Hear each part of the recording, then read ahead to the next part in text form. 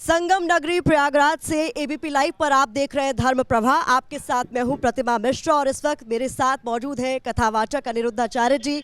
मुझे लगता है आप किसी परिचय के मोहताज नहीं, और अगर आपके लिए कहा जाए लव मी और hate me but you can not ignore me तो गलत नहीं होगा। तो आपका बहुत बहुत स्वागत है एबीपी लाइव के इस मंच पर। और सबसे पहले तो यही जानना चाहूँगी कि महाकुंभ का ये जो भव्य आयोजन हुआ है उसके बारे में आप क्या कहेंगे? धन्यवाद आपका। ये महाकुंभ हम सभी सनातनियों के लिए एक प्रेरणा है।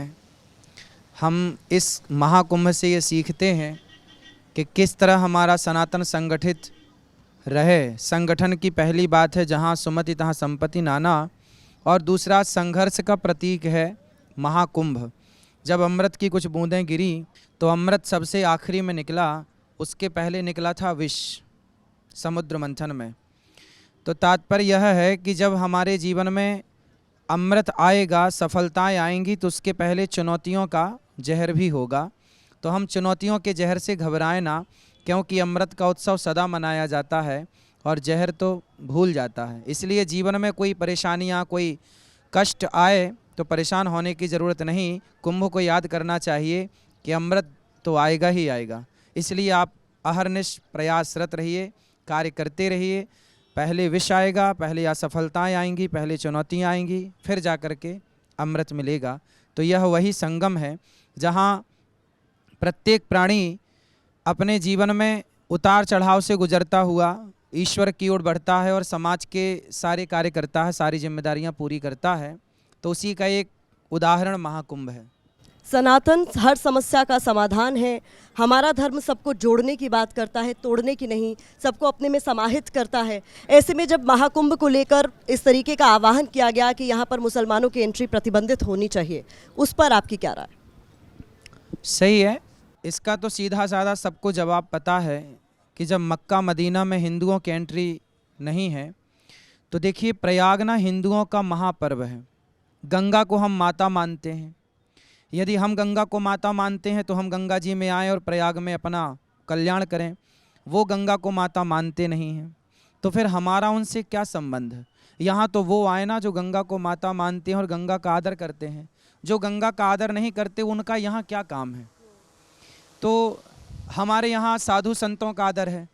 ये महाकुंभ किनसे शोभा पाता है? संतों से। हम लोग संतों का आदर करते हैं। हमारे यहाँ गोस्वामी तुलसीदास जी कहते हैं, संत हृदय नवनीत समाना, संत बड़े परमार्थी भेष धरें अवधूत, राम नाम का गोला फेंकें भाग जाए यमदूत, आग लगी आकाश में बरस रहे अंगार, और संत न होते जगत में तो जल जाता संसार। तो हम लोग तो संतों में और भगवान में और गंगा में आस्था रखने वाले लोग हैं। यदि वो लोग संतों में आस्था रखें, संतों के चरणों में बैठ करके सत्संग करें और इनकी आज्ञा का पालन करें, तो बिल्कुल आएँ, स्वागत है। मध्य प्रदेश में जब तबलीग का आयोजन हुआ तो वहाँ पर मुसलमानों ने कहा कि सब हिंदू भाई उसमें आ सकते हैं। रोजगार चूंकि उनका जुड़ा हुआ है, आसपास के क्षेत्र में लोग छोटी छोटी दुकानें लगाते हैं, उसी से उनका घर चलता है। ठीक है, वो अलग विषय है। वो किस परिस्थिति में क्या बात कही जा रही है उनकी, ये उनके अंदर की राजनीति को समझना पड़ेगा। अभी तो वर्तमान में हम सनातनियों का ये पर्व है। अब आप देखते हैं कि यदि मुसलमान यहाँ पर समोसा की दुकान लगाता है, कचौरी की दुकान लगाता है, तो वो क्या करते हैं? आप लोग टीवी पे, आप लोगों की टीवी पे हमने देखा है, वो चीज़ों पे थूक देते हैं।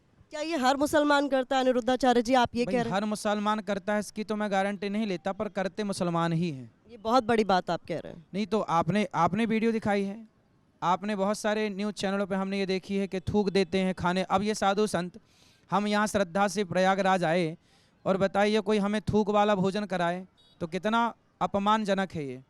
तो ऐसे लोगों को क्यों एंट्री दो जो आपको अपना थूक खिलाने की कोशिश कर रहे हैं? ये तो सरासर अन्याय है ना। आपको भी तो समझना चाहिए कि श्रद्धाओं पर किस तरह से आघात कर रहे हैं। तो इस चीज़ का भी ख्याल रखना चाहिए। जो मंदिर के प्रसाद में मिलावट होती है उसके लिए भी आप उसके पीछे कौन जिम्मेदार था? कौन जिम्मेदार था? उसके पीछे भी हिंदू जिम्मेदार थे क्या? और जो हिंदू जिम्मेदार थे, यदि मुझे तो ये पता नहीं कि जिम्मेदार कौन था, पर जो जिम्मेदार थे वो सनातनी नहीं हो सकते, क्योंकि सनातनी इस तरह का छल नहीं कर सकता। ये तो छलावा है ना। आपने हम पर विश्वास किया और हमने आपको पीने को दूध दिया और हमने दूध में जहर मिला दिया, तो आपने तो दूध समझ के पिया था, पर जहर मिलाया हमने, तो छल तो हमने आपके साथ कर दिया ना। तो हमने तो प्रसाद चाहा था ना, तिरुपति जी का कि हम प्रसाद खा रहे हैं, पर उस प्रसाद में कोई जहर मिला दे, गौमांस मिला दे या इत्यादि पदार्थ मिला दे, तो ये तो हमारे साथ छल हुआ ना, हमारी श्रद्धा के साथ खिलवाड़ हो गया। अच्छा, एबीपी लाइव के वो तमाम दर्शक 18 से 35 साल की उम्र के आपको बहुत पसंद करते हैं, आपकी तमाम वीडियोस को देखते हैं, तो उनसे जुड़े हुए सवाल आपसे मैं पूछूंगी, लेकिन चूंकि हम कुंभ में बैठे हैं और उसके आयोजन पर आपसे मैंने शुरुआत में सवाल पूछा था, तो अखिलेश यादव कह रहे हैं कि कुंभ का आयोजन तो हमारी सरकार के वक्त भी हुआ और बहुत अच्छा हुआ, कम खर्चे में हुआ। तो खर्चे पर भी उन्होंने सवाल उठाया। फिर उन्होंने बोला कि यहाँ पर ड्रेजर मशीन लगाकर जो है वो पर्यावरण के साथ अपराध किया जा रहा है। उस पर आप क्या कहेंगे? देखो, ये कुंभ जो है ना, ये तो नेता लोग जो कह रहे हैं, जो पैदा नहीं हुए थे तब से कुंभ की परंपरा चली आ रही है। कुंभ कोई इन नेताओं से थोड़ी शुरू हुआ, कुंभ तो अनादिकाल से चला आ रहा है, ऋषि परंपरा है ये, और समुद्र मंथन की एक परंपरा से स्टार्ट है ये, तो ये अनादिकाल से चला आ रहा है। ये तो उनका सौभाग्य था, जिनका भी सौभाग्य है, आज योगी जी का सौभाग्य है कि इस कुंभ में उन्हें ये सारा कार्य करने का अवसर मिल रहा है। कभी अखिलेश जी का सौभाग्य था कि उन्हें भी इस सुंदर से आयोजन में कार्य करने का अवसर मिला। ये तो हमारा सौभाग्य और आपका सौभाग्य है कि इस माँ गंगा के चरणों में बैठ कर के कुछ यहाँ दो शब्द कहने का अवसर मिल रहा है। यदि यहाँ पे कोई भी आ रहा है और कोई भी अपना योगदान दे रहा है, यदि आप नेता हैं और नेता के भाव से योगदान दे रहे हैं, आप पत्रकार हैं, पत्रकार के भाव से योगदान दे रहे हैं, तो ये तो योगदान इतिहास के पन्नों में लिखा जाएगा कि आप सबका योगदान था। तो नेताजी ने यदि कार्य किया है तो वो भी सराहनीय है, और वर्तमान में जो कार्य हो रहा है ये भी सराहनीय है। योगी आदित्यनाथ को आप कैसे देखते हैं, कैसे लगते हैं आपको? अच्छे लगते हैं, सुंदर हैं। सुंदर है। अखिलेश यादव? वो भी अच्छे हैं, सब अच्छे हैं। देखो, संत जो होते हैं ना, कभी किसी को बुरा नहीं कहते। सब, कोई व्यक्ति बुरा नहीं होता, व्यक्ति के विचार बुरे होते हैं। कई बार आपके विचार आपको, देखो, दो हाथ पांव आपके हैं, दो हाथ पांव हमारे हैं। हमारे शरीर में भी जितना खून है, इतना ही खून स्वामी विवेकानंद जी के शरीर में था। 206 हड्डियां उनके पास थी, 206 आपके और हमारे पास है। लगभग ईश्वर की संरचना, ईश्वर का ढांचा सबका एक सा था, एक सा है। लेकिन स्वामी विवेकानंद जी हो गए, आद्य शंकराचार्य जी आद्य शंकराचार्य हो गए। क्यों? क्योंकि शरीर की संरचना तो सबकी एक सी ही थी। 2 पाँव उनके, 2 पाँव हमारे, 2 हाथ उनके, 2 हाथ हमारे। फर्क केवल विचारों का था। स्वामी विवेकानंद जी महान कैसे बन गए? विचारों के कारण। शरीर की संरचना तो सेम है, झांसी की रानी और आप दोनों ही स्त्रियां हैं, लेकिन वो हो गई झांसी की रानी, आप भी अच्छी बहन हैं। तो कुल मिला करके विचारों से, सनातन धर्म की बात की शुरुआत में कि समाहित करता है, जोड़ता है, और योगी आदित्यनाथ पर जब मैंने आपसे सवाल पूछा, बोला बहुत अच्छे नेता हैं, तो उनके बटेंगे तो कटेंगे नारे से आप सहमत हैं? भाई, बटेंगे, फूट डालो शासन करो, ये नारा अंग्रेजों ने दिया। जब जब हम बटे हैं तब तब हम मिटे ही तो हैं, तो क्यों बटें? हम बटने के लिए थोड़ी पैदा हुए हैं। हमारे यहाँ एक चौपाई है, तुलसीदास जी लिख रहे हैं, जहाँ सुमति तहाँ संपत्ति नाना, जहाँ कुमति तहाँ विपत्ति निदाना। जहाँ सुमति है, संगठन है, वहाँ नाना प्रकार की संपत्ति है, समृद्धि है, सुख है, शांति है, आनंद है। इसलिए बटेंगे तो कटेंगे, बात सही है। क्यों बटें? हम प्रेम से क्यों ना रहें? हम क्यों जातियों के नाम पे बटें? हम कभी बटे थे नहीं, हमें अंग्रेजों ने, मुगलों ने और कुछ नेताओं ने बांटा है। तो बात प्रेम की क्यों नहीं होती है, बात बटने और कटने की क्यों होती है? हाँ, तो यही मैसेज किसी और तरीके से भी दिया जा सकता है। रहोगे तब ना प्रेम होगा। बटे रहेंगे तो प्रेम कहाँ से होगा? पहले प्रेम होने के लिए संगठित तो रहना पड़ेगा। आप अभी मंच पर थे, पति पत्नी दोनों संगठित रहेंगे तब तो प्रेम भी होगा। अब दोनों बटे रहेंगे, वो अपने मायके, वो अपने घर, तो प्रेम भी कैसे होगा? पहले प्रेम करने के पहले संगठित तो होना ही पड़ता है ना। शंकराचार्य जी का आपने आशीर्वाद लिया, एबीपी के मंच पर वो थे, तब उन्होंने एक दिन पहले एबीपी से बात करते हुए ये बात, इसी नारे पर उनसे सवाल पूछा गया था हमारे सहयोगी की तरफ से, तो उन्होंने कहा था कि डरेंगे तो बचेंगे। तात्पर्य उनका था कि ईश्वर से डरेंगे तो बचेंगे। हाँ, ठीक है, शंकराचार्य भगवान जो कह रहे हैं वो भी सत्य है। वो आध्यात्मिक विषय कह रहे हैं कि ईश्वर से डरना चाहिए। देखो, हमारे देश में सबके भीतर, यदि हमारे यहाँ धर्म होता, सबके भीतर, आपके भीतर, मेरे भीतर, सबके भीतर, अमेरिका के अंदर, चाइना के अंदर, पाकिस्तान के अंदर, भारत के अंदर, यदि धर्म होता तो फिर पुलिस की, सेना की जरूरत ही नहीं होती। धर्म एक अपने आप में बड़ी व्यवस्था है। धर्म कैसी व्यवस्था है? हमारा देश किससे चलता है? धर्म से चलता है। इसलिए हमारे आज के सैकड़ों साल पहले ना पुलिस थी, ना सेना थी, है ना, किससे चलता था? धर्म से। धर्म क्या था कि यहाँ लाख रुपए पड़ा हो तो आपका धर्म कहता है कि ये पैसा मेरा नहीं है, तो ये हमें देखना भी नहीं है। हमारे यहाँ पाप के धन को देखा भी नहीं जाता, पड़ा है पड़ा रहे। हमारे यहाँ पराई स्त्री को माँ कहा जाता है, बड़ी है तो, बराबर की है तो बहन कहा जाता है। यदि मेरे पास धर्म है तो मेरे साथ आप सुरक्षित हैं, और मेरे अंदर धर्म नहीं है तो मेरे साथ आप सुरक्षित नहीं हैं। तो धर्म एक ऐसी व्यवस्था है कि हर बेटी, हर बहन को, हर माँ को सुरक्षा देता है धर्म। धर्म एक ऐसी चीज है कि आपके पैसे करोड़ रुपए रखे हों और यदि मेरे पास धर्म है तो मैं उसे कभी नहीं देखूंगा, और यदि धर्म नहीं है तो लेके भाग जाए कोई भी। तो कुल मिलाकर के धर्म यदि है तो बेटियां भी सुरक्षित हैं, आपका खजाना भी सुरक्षित है, और सब कुछ पूरी व्यवस्था है। कोई किसी से फिर गाली गलौच क्यों करे? धर्म कहता है कि असत्य नहीं, असत्य सम पातक पुंजा, असत्य से बड़ा कोई पाप नहीं है। यदि मेरे भीतर धर्म है तो मैं आपसे असत्य क्यों कहूँगा? मतलब कुल मिला के ना हमें किसी की जरूरत नहीं पड़ेगी। कोई हजारों करोड़ जो सेना में खर्च होता है, हजारों करोड़ जो पुलिस में खर्च होता है, अदालतों में खर्च होता है, जेलों में खर्च होता है, कैदियों में खर्च होता है, ये सारा पैसा बच जाए केवल एक व्यवस्था से कि हर व्यक्ति के भीतर धर्म की स्थापना हो जाए। अच्छा आचार्य जी, जब मोहन भागवत कहते हैं कि हर मस्जिद में मंदिर नहीं ढूंढना चाहिए तो उस पर उनका विरोध शुरू हो जाता है। हाँ। आपको लगता है विरोध की जरूरत है? वो बात क्या जो वो कह रहे हैं कि अयोध्या के बाद काशी और मथुरा और बस? वो बात ठीक कह रहे हैं। वो कह रहे हैं कि हर मंदिर में, हर मस्जिद में मंदिर नहीं ढूंढना चाहिए। वो ठीक कह रहे हैं कि हर मस्जिद में मंदिर नहीं ढूंढना चाहिए, पर जहां मंदिर मिल रहे हैं वहां तो मिल ही रहे हैं, तो वहां तो बनाना चाहिए भाई। जहां मंदिर मिल रहे हैं वहां तो बनाओ, हर जगह मत ढूंढो। पर इससे जो यहाँ मिल गए समाज हैं में और जो आपको मिल लगता रहे नहीं कि हैं वैमनस्य और आगे जो फैले? मिलते रहेंगे उन्हें बनाते रहिए मंदिर। जिस तरीके से बाकायदा प्लेसेस ऑफ वर्शिप एक्ट है इस देश में, और कोर्ट की तरफ से बार बार कहा जा रहा है कि खोदने की इतनी ज़रूरत नहीं जितनी खुदाई इस वक्त चल रही है, आपको क्या लगता है ज़रूरत है? हमारे यहाँ कहावत है, जिन खोदा तिन पाइयाँ। हाँ, जितना खोदोगे उतना मिलेगा। तो तो खोदना, आप चाहते हैं कि ऐसा ये सिलसिला चलता रहे, नहीं, वैमनस्य आपने नहीं कहावत फैलेगा सुनी, समाज में? जिन खोदा तिन पाइयाँ। वैमनस्य नहीं फैलेगा ऐसे जितना समाज? खोदोगे उतना पाओगे, तो अच्छा खोदो। अच्छा, चूंकि अभी दिल्ली में भी चुनाव होने वाले हैं, मुझे पता है आप हर चीज़ पर अपनी राय रखते हैं। वहाँ महिलाओं को लेकर बहुत तरह की बातें कही जा रही हैं। कैसी? प्रियंका गांधी को लेकर कहा गया बीजेपी के एक नेता की तरफ से कि सड़कें प्रियंका गांधी के गालों की तरह बनवा देंगे। आप इस तरीके के बयानों पर क्या कहेंगे? गालों की तरह सड़कें बनेगी तो गाड़ी कैसे चलेगी? हाँ, सड़कों तो सड़कों की तरह रहे ना, गाल गाल की तरह रहे। नहीं, इस तरीके के बयान आपको लगता है देने चाहिए महिलाओं के अब लिए? ये क्योंकि अब नेताओं के सनातन काम में में तो बेचारे क्या महिला करें? का दर्जा बहुत ऊपर, महिलाओं का दर्जा सबसे ऊपर। अब ये तो देखो, नेता हैं, कुछ भी बोले, कौन नेता है क्या है ये तो मुझे विषय पता नहीं है पूरा, लेकिन सड़क सड़क की तरह हो और अच्छी हो। ऐसी सड़क हो जो कम से कम 50 साल तो चले। हमारे देश में सड़कें 2 साल नहीं चलती। बात इस पर होनी चाहिए कि सड़कें कितने साल चलती हैं। महिलाओं का बात सम्मान ऐसी होना नहीं चाहिए ना? कि सड़कें गाल की तरह हो। महिलाओं का सम्मान होना चाहिए आपके हिसाब से? भाई महिलाओं का सम्मान, यत्र नार्यस्तु पूज्यन्ते रमन्ते तत्र देवता। हमारे यहाँ तो महिलाओं के सम्मान में ग्रंथ लिख दिए गए। तो फिर आपकी ऐसी कई वीडियोस वायरल होती हैं जिसके बाद विरोधी कहने लगते हैं कि आप भी महिलाओं के बारे में बहुत उल्टा सीधा बोलते हैं। अरे उल्टा सीधा क्या, कपड़ा पहनने का बोल दिया तो उल्टा सीधा मान लिया लोगों ने।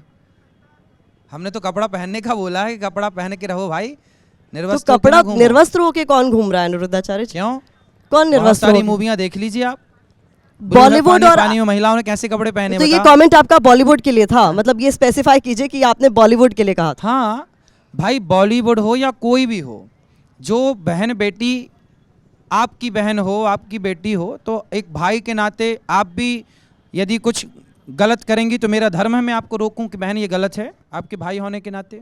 नहीं, मैं क्या पहनना चाहती हूँ, मैं क्या खाना चाहती हूँ, ये तो मेरी चॉइस होनी चाहिए ना। नहीं नहीं, आप गाय खाना चाहोगी तो मैं रोकूंगा। गाय क्यों खाना? गाय की बात अब यहाँ कैसे आ गई? अरे भाई, आप कह रहे हैं कि मैं कुछ अभी भी हम करूं। कपड़ों पर बात कर रहे थे ना, आपके तो ऐसे वीडियोस वायरल हैं जहाँ आपने कपड़ों को लेकर बोला, देखो, फिर ऐसा है आपने ना कि कपड़े लत्ते, कपड़े होते हैं शरीर ढकने के लिए, तो कपड़े ऐसे ही पहनने चाहिए जिससे शरीर ढक जाए। बाकी सब बढ़िया है। स्त्रियों को सम्मान तो हमारे यहाँ अनादि समय से भगवान राम सम्मान करते हैं नारी का।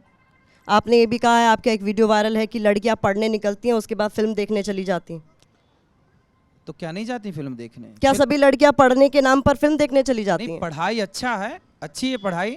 फिल्म देखनो तो फिल्म देखना है तो काश्मीर फाइल देख लो। फिल्म देखनी है तो अच्छी फिल्म देखो ना, जिससे आपको सबक मिल जाए, सीख मिल जाए। अश्लील पिक्चरें क्यों देखना? अश्लील फिल्म यदि आप देखते हैं तो आपके मस्तिष्क में क्या आएगा? अश्लीलता भरेगी, और वो अश्लीलता आपके लिए हानिकारक है, समाज के लिए तो है ही। इसलिए पहली बात तो अश्लील फिल्म बननी ही नहीं चाहिए। पहला, यदि बने ही ना तो लोग देखें ना, और यदि देखेंगे तो आप याद रखिएगा कि समाज जो देखता है ना वैसा हो जाता है। अच्छा, आपकी कथाओं के जो वीडियो वायरल होते हैं, कई तरह के सवाल आपसे पूछे जाते हैं, और वो मतलब इतने ज़्यादा वायरल है, उस पर आपसे कई सवाल पूछे जा चुके हैं। कभी ऐसा मौका आया, कभी ऐसा हुआ कि कोई ऐसा सवाल पूछा गया कि आप भी कंफ्यूजन में पड़ गए कि इसका क्या ही जवाब दूं, ये क्या ही पूछ लिया गया मुझसे? हाँ, बहुत सारे सवाल होते हैं जो जैसे? अजीबो गरीब होते हैं, जो होते हैं, कुछ चीज़ें होती हैं जो अजीब होती हैं, अपने तरीके से फिर उत्तर देना होता है उसका। तो आपके दरबार में एक शख्स आया था जो बता रहा था कि वो 80,000 में जो है उसने एक महिला के साथ शादी की है, वो बीवी खरीदने वाला कुछ हाँ, कहानी वायरल हुई थी। हाँ। अटपटा लगा आपको? ये सुन के अटपटा लगा कि भाई पैसों में भी पत्नियां मिलने लग गई आजकल। हाँ? आजकल तो मैंने कहा भाई जब लाए ही थे, अच्छा उसकी समस्या ये थी, वो बोला 80,000 की मैं ले आया पर इसको प्यार किसी और से हो गया। हाँ, तो मैंने कहा भाई लाया ही था तो ब्रांडेड ले आता। आपको लेकर कहा जाता है आप गोबर को बहुत प्रमोट करते हैं, और आप कहते हैं गोबर? फेस वॉश नहीं यूज़ करना चाहिए। तो गोबर तो हमारे यहाँ सनातन में पंचगव्य पीने की परंपरा है। सारे संत जन बैठे हैं, पूछिए इनसे। आप लोग आज के मॉडल हैं, आप नहीं जानते पंचगव्य क्या होता है, लेकिन हमारी जो ऋषि परंपरा जिनके लिए ये कुंभ लगा है, वो ऋषि परंपरा से कभी सवाल कीजिए, पूछिए। तो हमारे यहाँ पंचगव्य के बिना ना तो राम को यज्ञ करने का अधिकार है, ना भगवान कृष्ण को यज्ञ करने का अधिकार है। आप यज्ञ के अधिकारी ही तब बनते हैं जब आपको पंचगव्य पिलाया जाए। और पंचगव्य में गौमूत्र होता है, गोबर का रस होता है, और दूध, दही और घी होता है। ये 5 चीज़ों से पंचगव्य बनता है। और इस पंचगव्य को पीने की हमारे यहाँ शास्त्रोक्त परंपरा है, विधि विधान से मंत्र हैं। हमारे यहाँ श्रावणी होती है तो पंचगव्य ही पिलाया जाता है।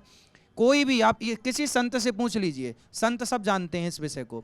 आज की आधुनिकता, ये युवा है ना, जो आज के नौजवान लड़का लड़की, ये लोग समझते नहीं। ये आपको प्रैक्टिकल लगता है कि यहाँ बैठे लोगों से आप कहें कि अचानक चेहरे पर गोबर लगाने लग जाओ? नहीं, गोबर से हमारे यहाँ स्नान करने की परंपरा है। नहीं आपको लगता है आपकी इस राय को कोई मानेगा? आज की डेट की अगर आप तो बात, चूल्हे में जाएं, हमें क्या करना? आपको देखने वाले जो जेनजी है, अच्छा आप जानते हैं जेनजी क्या है? हाथ उठा रहे हैं, ये बता रहे हैं गोबर से नहाने की, ये देखो ये। अच्छा ये बताइए, ये देखो, जेनजी सब हाथ आप उठा रहे हैं। जेनजी समझते हैं? हाँ नहीं ये है हमारे तो लोग साधु जी हाथ उठा रहे हैं। जेनजी समझते हैं आप क्या है? आप बताओ। एक जनरेशन है जो 97 से 2012 के बीच पैदा हुई है। हाँ, उसने आपके लिए एक टर्म है, वो आपको पुकारती है पूकी बाबा के नाम से। क्या आप ये जानते हैं? जी जी। जानते हैं? पूकी का मतलब जानते हैं क्या? क्या होता आप बताइए। जिसे बहुत प्यार किया जाए, जो बहुत जी। चहेता हो, लवेबल हो, अडोरेबल। ये तो आप सबका आशीर्वाद है कि आप सब प्यार करते हैं। ये तो हमारे लिए खुशी की बात है कि आप सबका आशीर्वाद हमें मिलता है। इसीलिए मैंने कहा ना, लव मी और hate me but you can not ignore me. तो आपका जो विरोध करते हैं वो भी आपका वीडियो देख रहे हैं, जो आपको पसंद करते हैं वो भी आपका वीडियो देख रहे हैं। एक वीडियो में आप कह रहे थे कि गोबर की रोटी खाने के लिए। अरे गोबर की रोटी नहीं, आप लोग पूरा सुनते नहीं, कैसे पत्रकार हैं, पूरा तो सुना करिए। हमारे यहाँ क्या होता है, भरत जी के बारे में लिखा है, भागवत जी के 9वें स्कंध में ये बात लिखी है। देखो कुछ चीज़ें ऐसी है ना कि बोल देंगे तो आज की युवा पीढ़ी को समझ नहीं आएगा, वो उसका मजाक उड़ाती है, लेकिन अब जो लिखा है सो लिखा है। त्याग तपस्या कहते हैं ना, जिसके पैरों में विमाई फटी ही नहीं वो पीर पराई क्या जाने, और जिसने बेटी को जन्म दिया ही नहीं वो बेटी की विदाई क्या जाने। भरत जैसे प्रेमी को समझने के लिए भरत जैसा प्रेमी ही बनना पड़ेगा ना, खग जाने खग ही की भाषा। भरत जी के बारे में लिखा है कि भरत जी गौमूत्र में दलिया जौ पका करके खाया करते थे 14 साल तक, ये लिखा है। अब आज की कौन पीढ़ी मानने को तैयार है? लेकिन भरत जी महाराज गौ माता के गौमूत्र में दलिया पका के 14 वर्ष खाए हैं, लिखा है। आज की पीढ़ी समझ ही नहीं रही कि गाय माता है, वो गाय के गुण समझना ही नहीं चाहती, वो गाय को जानवर कह रही है। समस्या तो ये है ना कि हमारी दादी अम्मा गोबर उठाती थी तो लोग उसे गवार कहते हैं, और आज की पढ़ी लिखी मैडम कुत्ते का पोटी उठा रही है तो वो बड़ी पढ़ी लिखी मॉडर्न कहलाती है। आप लोगों को पीछे जाने को नहीं कह रहे हैं, प्रैक्टिकली अगर हम देखें। आप कह रहे हैं पीछे क्यों नहीं जाना है? आप कह रहे हैं पीछे क्यों नहीं जाना है, ये बताओ। आप कह रहे हैं आप घड़ियां पहन रहे हैं, तमाम चीजें कर रहे हैं, भाई। लग्जरी कार से चल रहे हैं। तो भौतिक सुख तो आप भी कहीं ना कहीं भाई भोग रहे हैं। भौतिक सुख की आज आवश्यकता है ना। आज भी आप प्रयागराज में बैठी हैं तो आप भी तो भौतिक सुख के साथ बैठी हैं। भाई समाज की समय की देखिए, उस जमाने में कुंभ लगा था, आज के 200 साल पहले या 500 साल पहले, तब भी तो कुंभ था ना। आज के 1000 साल पहले कुंभ था ना। लेकिन उस कुंभ में ये व्यवस्थाएं नहीं थी जो आप देख रहे हैं। ये देखिए, ये इस प्रकार के पुल नहीं थे उस समय, लेकिन कुंभ तो था ना। ऐसा नहीं है कि व्यवस्थाएं नहीं थी तो हमने त्योहार छोड़ दिए। भाई जिया तो हमने तब भी था, व्यवस्थाएं नहीं थी, पर आज व्यवस्थाएं हैं तो हम व्यवस्थाओं को लेके चल रहे हैं। इसमें क्या दिक्कत है? आज व्यवस्था है चप्पल पहनने की तो हम चप्पल पहन रहे हैं। तब चप्पल की व्यवस्था नहीं थी तो खड़ाऊं पहन के चलते थे हमारे साधु जी। खड़ाऊं आज भी पहने, वो देखो। तो हमारे यहाँ दोनों परंपरा है, आप चप्पल पहनिए, खड़ाऊं भी पहनिए। हमारे साधु जन टाट लपेटते हैं। टाट, टाट समझते हैं? बोरा जो होता है, टाट भी लपेटते हैं साधु जन। तो टाट लपेटने वाले संत भी हैं। पर अब टाट का जमाना बदल गया, कपड़ों का जमाना है, तो संत जन कपड़े लपेटने लग गए। तो भाई समय के साथ तो सब चीजें बदल रही हैं ना। समय के साथ तो चलना पड़ता तो है। ये समय का ही फेर है, समय के साथ आप खुद को बदल रहे थे तो आध्यात्म से आप बिग बॉस पहुंच गए। ना ना, वो अलग विषय है। हम तो जहां जाते हैं ना, धर्म की बात कहने जाते हैं, धर्म का प्रचार करने जाते हैं। सब जगह जाना चाहिए। वैश्याओं के घर भी जा करके संतों ने वैश्याओं को ठीक किया है।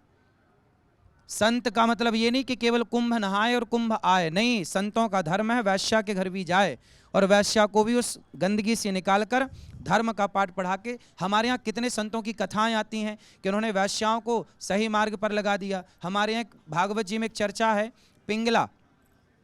पिंगला की दत्तात्रेय जी ने 24 गुरु बनाए ना, उसमें एक पिंगला को गुरु बनाया। पिंगला एक वैश्या थी। तो वैश्याओं को भी संतों ने सही दिशा दी है और वो सही मार्ग पर चल पड़ी और उनका नाम हुआ है, भगवत प्राप्ति हुई है। तो महाकुंभ में एबीपी लाइव के इस मंच से आखिर में युवाओं को क्या संदेश आप देना चाहिए? यही संदेश है कि आप सब धर्म से जुड़ें, धर्म को जानें, धर्म को पहचानें, अपने माँ बाप की सेवा करें, बड़ों का सम्मान करें और अपने धर्म को जानो। गीता पढ़ो, रामायण पढ़ो, संतों के पास बैठो, संतों का सम्मान करो। आज क्या है ना, बॉलीवुड ने पिक्चर बना दी आश्रम। आश्रम मूवी में ना संतों के प्रति बिल्कुल विरोधाभास दिखा दिया। जो युवा ये आश्रम नाम की मूवी देखता है वो संतों से घृणा करने लग जाता है। मतलब संतों से नफरत पैदा की जा रही है आज की युवाओं में। नहीं तो इस तरह के बॉलीवुड लोग के हमारे द्वारा। बीच में है ना, ये भी तो सच है ना अनिरुद्धाचार्य जी। क्या सच है? ऐसे लोग हैं, ऐसे लोग जेल भी गए हैं कैसे? जिन्होंने गलत किया है। तो फिर उसका नाम लेके कहा जाए ना। भाई एक पत्रकार गलत है तो मैं सारे पत्रकारों को तो गलत नहीं कह सकता ना। सारे थोड़ी गलत होते हैं। ऐसे एक साधु गलत हुआ तो भाई रावण भी तो साधु बनकर आया था, तो उस साधु को गलत कहा जाए ना, सबको थोड़ी गलत कहा जाए। भाई उसका नाम लिया जाए, जो साधु गलत कर रहा है उसका नाम लेके कहा जाए। भाई सभी संत थोड़ी गलत हैं, सभी कैसे गलत हो जाएंगे? सारी उंगलियां एक से कैसी हो जाएंगी? ठीक है, बहुत बहुत धन्यवाद एबीपी लाइव के इस मंच पर हमारे साथ जुड़ने के लिए। और अब मैं राजेश मसाला से श्री राजेश अग्रहरी जी को मंच पर बुलाना चाहूंगी अनिरुद्धाचार्य जी को सम्मानित करने के लिए।